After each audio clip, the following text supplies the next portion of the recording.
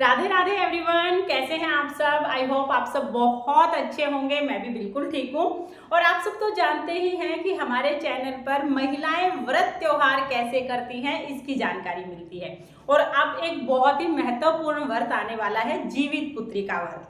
तो आज की वीडियो में हम जानेंगे कि जीवित पुत्री का व्रत इस वर्ष यानी 2024 में कब किया जाएगा, ये व्रत कैसे किया जाता है, इस व्रत के नियम क्या हैं, कौन महिलाएं जीवित पुत्री का व्रत कर सकती हैं और कौन नहीं कर सकती हैं। अगर आप इस वर्ष से जीवित पुत्री का व्रत उठाना चाहते हैं तो उठा सकते हैं या नहीं उठा सकते हैं। जिनकी सास हैं वो लोग व्रत कैसे करते हैं और जिनकी सासू जी नहीं है वो लोग व्रत कैसे करते हैं। साथ में ही हम जीवित पुत्री का व्रत यानी जितिया व्रत की पूजा विधि के विषय में भी जानेंगे। आपको जीवित पुत्री का व्रत की संपूर्ण जानकारी इस वीडियो में मिल जाएगी। और इस वर्ष यानी 2024 में पूजा का शुभ मुहूर्त क्या रहेगा और व्रत के पारण का शुभ मुहूर्त क्या रहेगा वो भी मैं इसी वीडियो में आपको लास्ट में बता दूंगी। तो वीडियो को आप अंत तक जरूर देखना ताकि आपके सारे डाउट्स क्लियर हो जाएं। देखिए, जीवित पुत्री का व्रत, इसको जितिया व्रत, ज्योतिया व्रत, खरजितिया व्रत के नाम से भी जाना जाता है। जीवित पुत्री का व्रत महिलाएं अपनी संतान की लंबी उम्र के लिए करते हैं। पहले के टाइम में जिनके पुत्र होते थे वो इस व्रत को करते थे, लेकिन अभी बेटा बेटी सब बराबर है। वही जिनकी भी संतान है, जो भी माँ है, वो सब अपनी संतान की लंबी उम्र की कामना करते हुए जीवित पुत्रिका का व्रत करते हैं। और जिनकी संतान अभी नहीं है, जिनकी शादी को काफी टाइम हो गया है लेकिन संतान नहीं है, तो वो संतान प्राप्ति के लिए जीवित पुत्री का व्रत कर सकते हैं।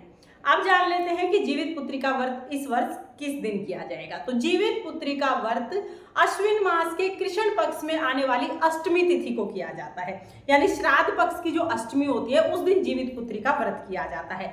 ये व्रत 3 दिन का व्रत होता है। पहले सप्तमी को नहाए खाए किया जाता है, अष्टमी के दिन निर्जला व्रत किया जाता है और नवमी के दिन व्रत का पारण किया जाता है। व्रत का जो पारण करेंगे वो नवमी के दिन सुबह सूर्योदय होने के बाद व्रत का पारण किया जाता है। तो पूरा 3 दिन का ये व्रत होता है। और इस व्रत के कुछ नियम होते हैं जो मैं आपको बता दूंगी। इस वर्ष यानी 2024 में जीवित पुत्री का व्रत 25 सितंबर दिन बुधवार को किया जाएगा।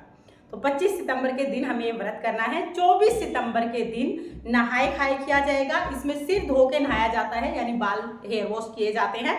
जो लोग मंगलवार को हेयर वॉश नहीं करते, बहुत से लोग हैं जो मंगलवार को हेयर वॉश नहीं करते, लेकिन क्या है कि वार से बड़ा त्योहार होता है। अब वो लोग पूछेंगे कि हम तो मंगलवार को हेयर वॉश नहीं करते, हम क्या करें। तो भाई, वार से बड़ा त्योहार होता है। अगर कोई त्योहार आ जाता है तो फिर हम हेयर वॉश कर लेते हैं, लेकिन फिर भी अगर आपको कोई दुविधा है या कोई संशय है तो आधा दिन निकलने के बाद आप अपने हेयर वॉश कर सकते हैं। तो हेयर वॉश करके अच्छे से नहा धो के फिर हमें शुद्ध सात्विक खाना खाना होता है। नहाए खाए के दिन भी प्याज लहसुन बिल्कुल नहीं खाया जाता है। शुद्ध सात्विक खाना बनाया जाता है। उसमें तोरई, जिसे झींगा भी बोलते हैं, तोरई की सब्जी जरूर बनाते हैं। कुछ साथ में ही तोरई के पत्ते भी बहुत महत्वपूर्ण होते हैं इस व्रत में, क्योंकि जो भी खाना हमें अपने पूर्वजों के लिए, जो जिनकी सास नहीं है वो लोग अपनी सास के लिए खाना निकालेंगे, बाकी चील, सियारन और जिमुत वाहन जी के लिए खाना निकलेगा, तो वो सब तोरई के पत्ते पर ही निकाला जाता है। तो तोरई के पत्ते आप पहले ले आइएगा। और नहाए खाए वाले दिन भी तोरई की सब्जी बनाई जाएगी और जिस दिन व्रत का पारण होगा उस दिन भी तोरई की सब्जी बनाई जाती है।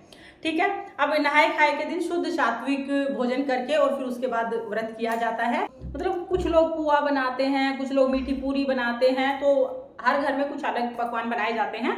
आपके घर जो बनाया जाता है आप देख लीजिएगा। प्याज लहसुन नहीं बनाते, शुद्ध सात्विक खाना बनाते हैं।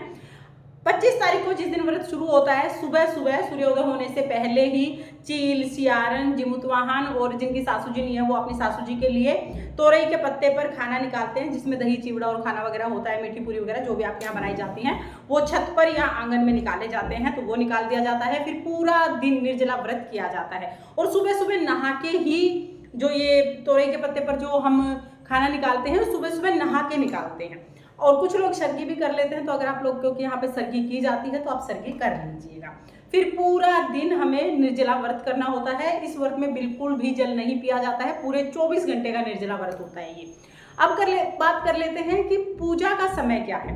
देखिए, जीवित पुत्री का व्रत की पूजा का शुभ मुहूर्त इस वर्ष यानी 2024 में 25 सितंबर दिन बुधवार को सुबह 10:30 बजे से 12 बजे तक का जो समय है वो सबसे ज़्यादा शुभ समय है। इसके अलावा आप दोपहर के समय किसी भी टाइम ये पूजा कर सकते हैं। वैसे ज़्यादातर ये पूजा दोपहर के समय ही कर ली जाती है। तो आप किसी भी समय पूजा कर सकते हैं। लेकिन अगर शुभ मुहूर्त में पूजा करना चाहते हैं तो सबसे ज़्यादा शुभ मुहूर्त 10:30 बजे से 12 बजे तक का है।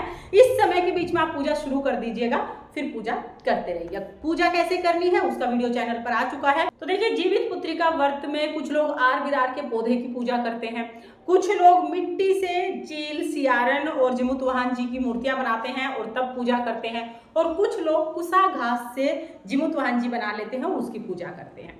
ये जो जीवित पुत्री का व्रत है ना, इसकी मुख्य जो पूजा होती है वो नदी तालाब के किनारे होती है। लेकिन भाई आजकल तो नदी तालाब के किनारे जाना पॉसिबल नहीं हो पाता, क्योंकि कुछ लोग बाहर रह रहे हैं, कुछ लोग फ्लैट्स में रहते हैं, कुछ लोग विदेश में रहते हैं, तो सबके लिए पॉसिबल नहीं होता कि वो नदी तालाब के पास जाकर पूजा कर पाएं।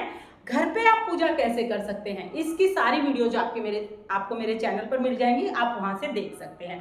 पूजा में हमें क्या क्या सामग्री चाहिए होगी, किस तरह से हमें पूजा करनी है, कथा सुनी जाती है चील सियारन की, वो कथा हमें कैसे सुननी है, ये कथा, बाकी सारे वीडियोज आपको पूजा से रिलेटेड सारे वीडियोज आपको चैनल पर मिल जाएंगे। उसमें मैंने दिखाया भी है इसमें क्या क्या हम लोग करते हैं। बच्चों के लिए खिलौने इस दिन जरूर लेके आइएगा, क्योंकि बच्चों का ही त्योहार होता है, तो खिलौने भी पूजा में चढ़ाए जाते हैं। तो इस तरह से पूरा दिन पूजा करनी है। पूजा करने के बाद भी चाय पानी नहीं पीना है, क्योंकि इस व्रत में निर्जला व्रत किया जाता है, कुछ भी नहीं खाया पिया जाता है। जीवित पुत्रिका का व्रत जो महिलाएं करती हैं वो इस दिन थोड़ा काम कम करें, मतलब ज्यादा काम ना करें, बहुत जरूरी है तो ही काम करें, नहीं तो घर में कोई भी दूसरे सदस्य हैं वो काम कर लेंगे। क्योंकि ये जो व्रत है ना, इसमें जीव की हत्या नहीं होनी चाहिए, यानी कीड़ी मकोड़ी और किसी भी तरह की जीव जंतु की हत्या नहीं होनी चाहिए। हमारे हाथों से कोई पाप नहीं होना चाहिए। जब हम काम करते हैं तो कहीं ना कहीं कुछ ना कुछ मतलब हो जाता है, ऐसे मच्छर मक्खी या कोई भी जीव जंतु की वो हो जाती है। तो उस गलती से बचने के लिए ज्यादातर महिलाएं जो ये व्रत करती हैं वो बहुत कम काम करती हैं। आराम करें इस दिन ज्यादातर, ताकि अगर आप काम नहीं करेंगे तो आपके हाथ से पाप होने का भी बहुत कम चांस रह जाएगा। तो इस दिन आप कम से कम काम करें, और विशेष सफाइयाँ इस दिन नहीं करी जाती, नॉर्मल जो सफाई होती है बस वही करते हैं, बहुत ज़्यादा साफ सफाई इस दिन नहीं की जाती है। पूरा दिन व्रत करना है। अगले दिन यानी कि नौमी तिथि के दिन सुबह सूर्य उदय होने के बाद व्रत का पारण करना है।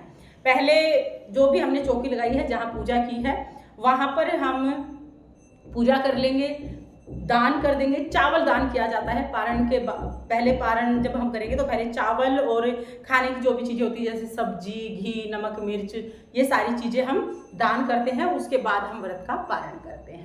कुछ लोग सोने की जितिया बनवाते हैं, जिसके जितने बच्चे होते हैं ना, वो उस जितिया में उतनी गांठ लगा देते हैं। तो कुछ लोग तो सोने की जितिया बनवा लेते हैं। जो लोग जितिया नहीं बनवा पाते सोने की, वो जितिया का डोरा बना लेते हैं। डोरे में जितनी आपकी संतान है सबके नाम की एक एक गांठ लगाई जाती है।